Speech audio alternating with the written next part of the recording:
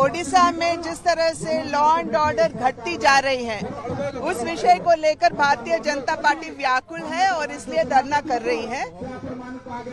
एक बार मुझे याद है कि नवीन बाबू ने यही कहा कि मेरे जो लोग कहते हैं मेरा परिवार नहीं है, पर 4.5 करोड़ जो ओडिशा वासी है वो सब मेरे परिवार के सदस्य हैं।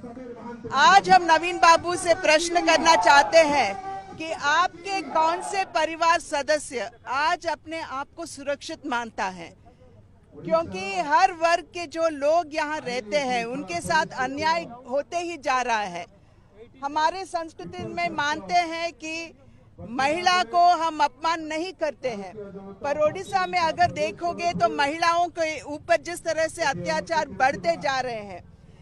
हमने तो पिपली का और ममता मेहर का वो केस भूला ही नहीं।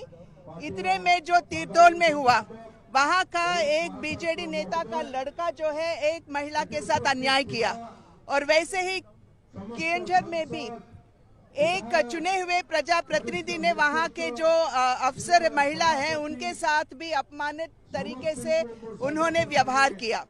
और जब ये सभी जाते हैं पुलिस स्टेशन में एफआईआर दर्ज करने के लिए, तो एफआईआर दर्ज होता ही नहीं और हाई कोर्ट को हस्तक्षेप करके डायरेक्शन देना पड़ता है कि आप एफआईआर दर्ज करो।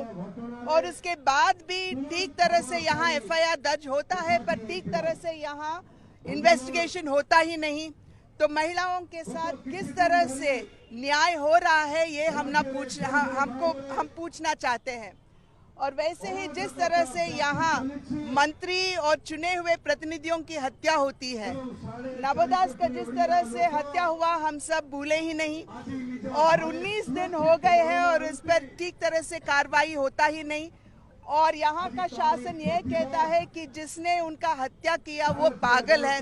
अगर वो पागल है तो वो सर्विस में कैसा है और उनके पास रिवॉल्वर कैसा आया है? यानी कि यहाँ का शासन जो है वो कुछ न कुछ छुपाना चाहता है, यही हमारा मानना है। और ओडिशा में जिस तरह से व्यवहार होती जा रही है, अगर कोई अपना आवाज उठाना चाहता है तो उसका हत्या किया जाता है। महंगा का जो डबल मर्डर हुआ, यहाँ के भ्रष्टाचार के बारे में जब आवाज उठाने लगे तो उनका हत्या किया जा रहा है। इसलिए हम यहाँ से नवीन बाबू से पूछना चाहते हैं कि आपके किस परिवार सदस्य अपने आप को सुरक्षित मानता है। और मैं आज आपके माध्यम से ओडिशा के लोगों को भी ये आश्वासन देना चाहती हूँ कि यहाँ पे जो धरना पर भाजपा के नेता लोग बैठे हुए हैं और कार्यकर्ता बैठे हुए हैं, ये अपने सुरक्षा को लेकर नहीं बैठे हुए हैं, ये ओडिशा के लोगों के सुरक्षा को लेकर।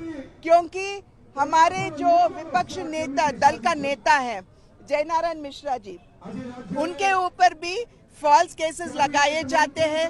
कल जिस तरह से उन पर व्यवहार हुआ, एक महिला अफसर के माध्यम से आईसी के माध्यम से उन पर जिस तरह से धक्का मुक्का उनको देकर जिस तरह से व्यवहार हुआ, ये हमें ऐसा महसूस करने में दबाव डालता है कि जयनारायण मिश्रा जी भी आज ओडिशा में सुरक्षित नहीं है।